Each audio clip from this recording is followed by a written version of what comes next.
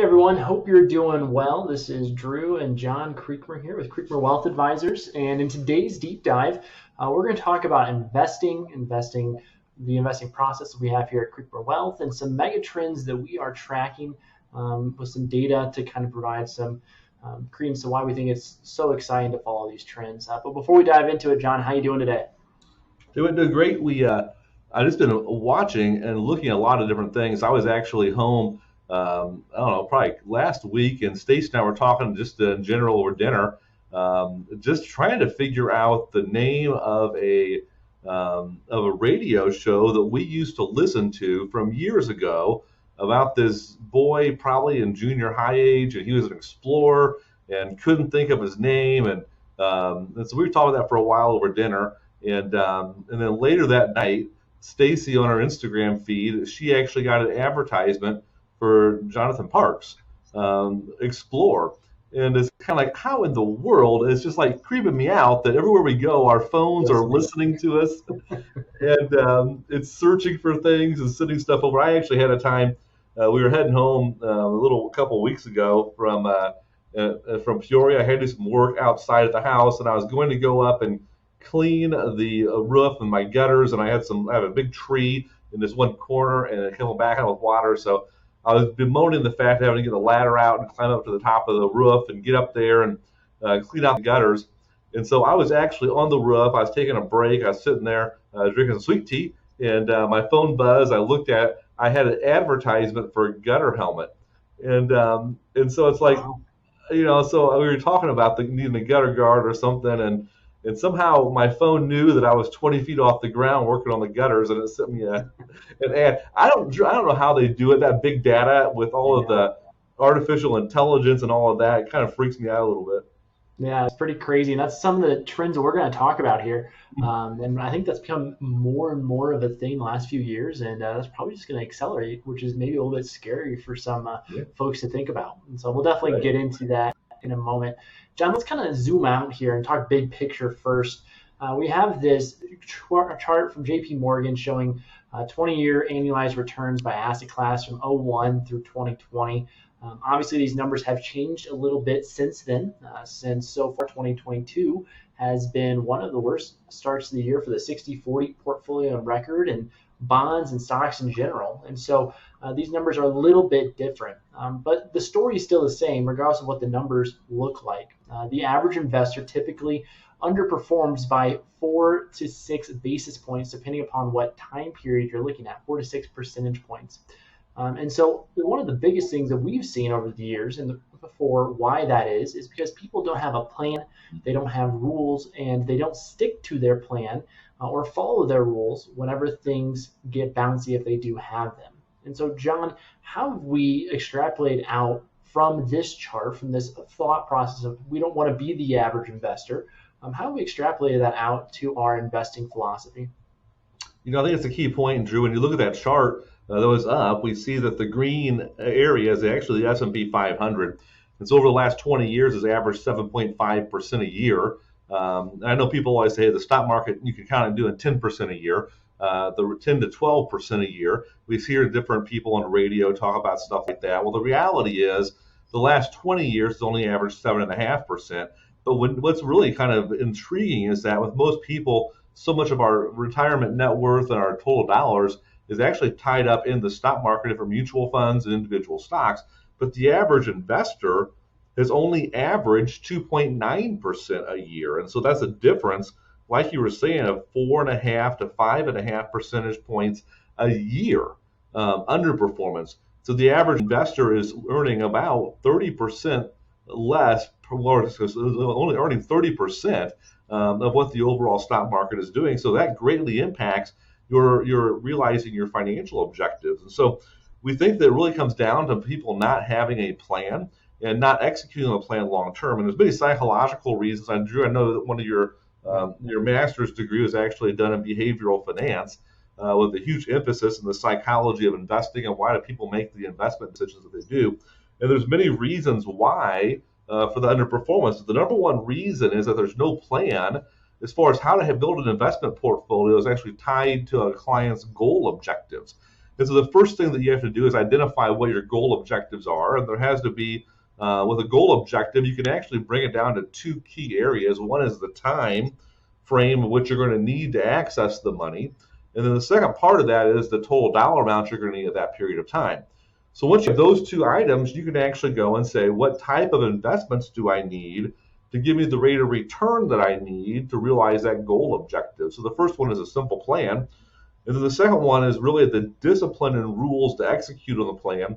And that's really how we build portfolios, Drew, is that we start with clients to identify the plan, what's the goal objectives, and then we start to say, what are the rules we need to use to build into portfolios to actually execute it? Yeah. And, there's two sides to the investing world. There's fundamental and there's technical. There's fundamental analysis and technical analysis. They're two different ways of thinking about investing. And I think it's probably safe to say that we've probably been more on the fundamental side, so evaluating companies, looking at trends, the data behind it.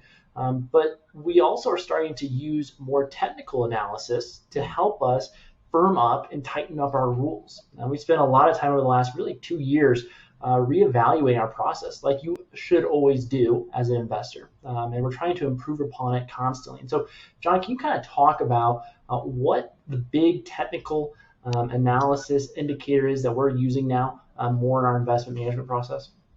Yeah, so really with your portfolios, what you really want to focus on is you want to have your portfolios, your investments broken down into a couple of different categories. So we really identify those in two areas. One is core and the other is satellite. And so a core is going to be an investment that you have that you're going to hold on for a long period of time. So that may be an index fund. So right now, currently, we're incorporating the symbol SCHB, which is the Schwab All Markets Index, issued by Charles Schwab. And it has every single publicly traded company within the United States inside that index. And so it's really a broad market index. That's a core of what we have. And the percentage you allocate to the core is really tied to your portfolio and what your goal objectives are. And so let's say you have $100,000 to invest and you're not going to need the money for 10 years. Well, then we may say, let's allocate 50 to 75% of your portfolio to the core, and we're going to hold on to that and not really trade it. Now, satellite is when we actually look to say, what are some unique opportunities we have, either within a sector or a large mega trend, or for a certain period of time, a season, in which we're going to try to have a little bit higher rate of return than what the market is giving to us as far as in the broad index. And so an example may be from a technical standpoint. So the fundamental side, Drew, you're talking about, that really talks about with companies, are they making money? What is their balance sheet? How much debt do they have? How much cash do they have? How are they growing their earnings year over year? The technical side actually looks to say, how is that company stock moving up and down? And at what pace is it moving up and down? And so whenever we look at that, we're looking at things like relative strength. We're looking at momentum tracking. We're looking at what is the current stock price compared to its 50-day average and 200-day average. Well, each of those and some other symbols that we look, technical analysis tools we look at, actually indicates to us, is the stock have a higher probability of continuing to rise, and at what pace is it continuing to rise? So those would be your satellite strategies that we need to incorporate into your overall portfolio to achieve the goal objectives. Yeah. And the overall goal is to make sure that we're not allowing any type of emotion to come into the investment management process, right? And so that's why we have that core that's set, we buy and hold it, and then we have rules and data that guides a lot of the investment decision-making process on the satellite side of things. And so that is a really firm way for us to make sure that we are in the right places at the right time, or as close to the right time as we can be. Now, John, let's kind of talk about some of the satellite trends that we are following. And there's three big ones that we really want to talk about today, and you kind of alluded to them with your story earlier. But let's talk about AI and machine learning. This is set up to be a mega trend going forward in the decade ahead. Anytime you look at the companies in the last decade, they usually are not the companies of the next decade ahead. And so in the last decade, we saw the rise of mobile, Facebook, apps, Apple.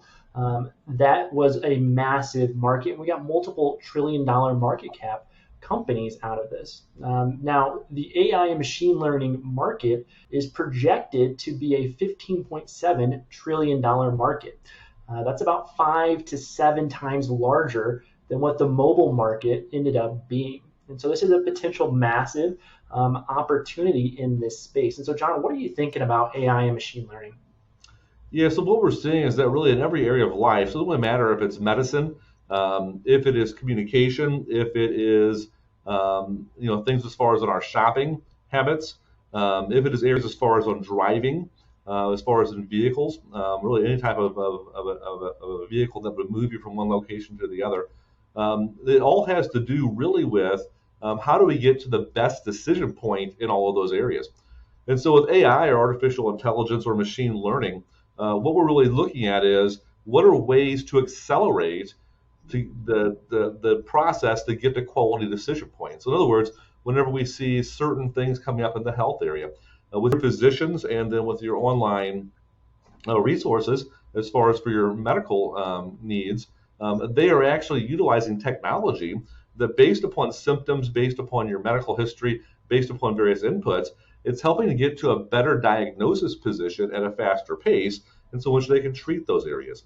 We're seeing the same thing as far as on consumer trends. I kind of gave a couple examples early on in our conversation, based upon the way the things that we search on, based upon the different type of objectives that we have. Technology is being used to actually accelerate the decision-making process. And so with AI and machine learning, it's about how do we get to quicker decision points to make better decisions that are more accurate going forward. What we're seeing, though, as far as in the valuations of companies, the estimation, we all know how mobile has really taken over all of our lives and our ability to communicate and have access to data and information at our fingertips at all times. The reality is the ability as far as artificial intelligence within the next decade is looking to have a larger impact by a multiple of 5 to 7 times. And so we're looking at a huge mega trend, and we're seeing acceleration actually have already been happening over the last 3 to 7 years. But now the pace of the acceleration in artificial intelligence and the usage of different types of data learning is just growing at a faster and faster pace. So the trend looks like it's going to continue globally, worldwide. So things that we're doing now on our phones, I think we're going to be looking 3 years down the road, and we're going to be seeing a lot more application coming out from artificial intelligence. Yeah, absolutely. And the companies that really are going to be at the crux, there will obviously be some AI and machine learning specific companies, but it's really big tech companies that are the ones who are developing this. I know there's a story that came out that a Google engineer actually just got fired because he was meddling in the AI project they have internally. But the companies that we're really interested in are the chip makers. And we'll kind of go into why that is with the next topic, which is accelerated computing. And accelerated computing and AI and machine learning, they kind of go hand in hand. And there's really two major companies that are at the core of these trends, and that's NVIDIA and AMD. And they are two of the largest chip makers in the world, and they are critical companies for both of these trends. And John, you've been on the data center trend for a long time. I think that's why we started buying Amazon, getting close to a decade ago now. So what is it about data centers and how they play with accelerated computing and the chip companies that's so interesting to us? It's so fascinating. Even looking at earnings that have come out this last week, Amazon totally blew it out of the water as far as on their earnings, as far as both their top line revenue number and also as far as on their earnings. And when we look at Amazon, a lot of times people kind of view it on their original iteration, which is basically an online book resource. But then it kind of grew into the shopping area, and we all use Amazon to buy things now and have delivered. And all of a sudden now we see that Amazon has gone into other areas, most recently buying a pharmaceutical company, buying an online health company that provides, that basically owns a bunch of physicians as employees and nurse practitioners to give online medical advice. Very similar it's on a subscription-based model. So just made that acquisition in the last 2 weeks. But over 35% of Amazon's total revenue is coming off of their data centers. It's coming off of their cloud computing and their storage devices. And so they've actually become probably the world leader as far as a company that has the ability to actually process at faster and faster speeds. And so it's affecting every area of our life. And so we see Amazon as a huge driver. Now, the reality is, even though Amazon is becoming the end user experience, which they do a phenomenal job in creating that experience, the reality is what is driving the pacing and their speed is the utilization of different microprocessors. And so they have to work with chip companies. And as Drew is saying, the two of the leaders that we're seeing as far as in future leadership that have also been leaders in the space for the last decade is NVIDIA and AMD. Inside your portfolios, you probably have already noticed that if you have individual stocks, depending on the size of your portfolio, you may have individual stocks. Those are two names that we have owned for quite some time and are actually increasing positions inside those two. But also we own those inside various ETF funds inside your portfolios. And we're going to continue to be adding to those simply because the presence of high processing speeds at a faster and faster pace, and then also the research and development those two companies are doing right now, coming up with next generation processors, is just staggering. And so what our technology has the ability to do now, 3 years from now, we'll be operating at 100-fold capacity. And so we're going to be seeing more inline using. And the reality is the processing companies is who's going to be driving that technology. Yeah, and the reason that acceleration is so important is because we need to have growth in GDP and economies worldwide from somewhere. And so where is that growth going to come from? It's going to come from more efficiencies in technology. And we'll put up a chart here showing the countries that are projected to have large growth from these two trends. I think it's a really fascinating chart there. And I'm not sure why Sweden's at the top, but that is interesting to me.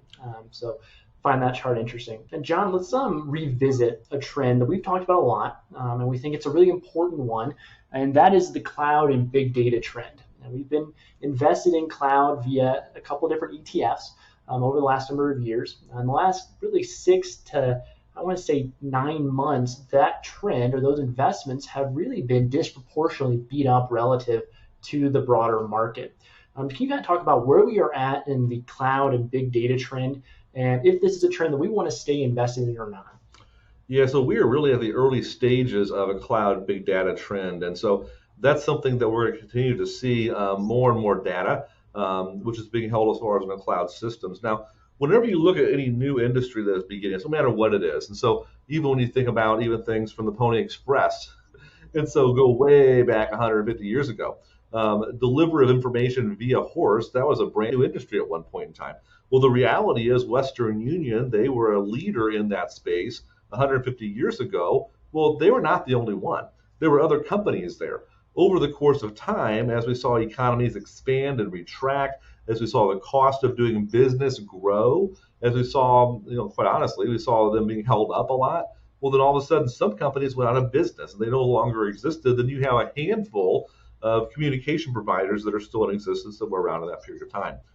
With cloud and big data, what we're seeing right now, I'd say we're probably about a third or fourth inning of that baseball game. And the reality is, whenever you look at any economic or business lifestyle, what happens is that early on is a lot of early adopters and a lot of companies go into the space. But then once you go through an economic downturn, then what happens is the cost of doing business and ends up making some companies who are not that strong financially, they can go away and they either cease to exist and go bankrupt, or else they get acquired and bought out. And so right now, the next phase in big data is really going to become a consolidation phase. The companies that can actually have what we call a strong moat, in other words, they have strong business practices, they have a unique proposition about their business, and they have strength financially. In other words, not a lot of long-term debt, but they do have cash reserves. Those type of companies are actually going to be the leaders in the consolidation phase, and they're going to end up taking a larger and larger share of that business. So we mentioned Amazon. They're huge in that space. They're going to get bigger in that space, all because they are an industry leader. They have unbelievable technicians and R&D employees that can do some phenomenal things on the research side. But they also have, from a financial standpoint, an unbelievable amount of cash in the bank on their books. And they have very, very little actually long-term impactful debt that really, whenever you see rising interest rates, if you have debt on the books, those are going to reset every month, and that ends up hurting companies too much debt. So we're at the beginning phases of this, Drew. I think we're in the third or fourth inning of this. As far as on big data, it's going to become a larger and larger trend as far as an overall impact when it comes to portfolio performance. Yeah. And when it relates to your investment accounts specifically, what are we doing? We're doing a couple of things. We're revising and looking at every position that we have in these trends. And then we're saying, hey, what are the companies or the funds that we really want to own because they are really investing in those best of breed companies that have the big moat, they have the financial capabilities that John was talking about. And so we are looking for the companies that are going to be able to weather the storm. And we think right now is really a great buying opportunity because a lot of these future leaders of these trends in the decade ahead are right now at a really attractive valuation. So you may see some trades in the weeks ahead. That is why we are doing those trades, is because we are trying to take advantage of what we think some really attractive opportunities that are out there. So John, we are all done here. This has been a little bit longer than what we wanted. Can you go ahead and wrap us up and send us off for the week ahead? I'll tell you what, guys, you always want to make sure you have a plan. Without a plan, you will fail. And so make sure you have a plan, and also make sure your plan is built to withstand economic downturns and sideways moves in the market. And also, whenever we see those downturns happen, we look for more opportunities to accelerate the realization of the plan. So long-term focus, have a plan, work the plan, and realize those big goals. Awesome. Thanks for your time, guys. We appreciate it. If you have any questions, reach out to us. We'd love to chat with you. But until we hear from you, we will keep things rolling here. Thanks.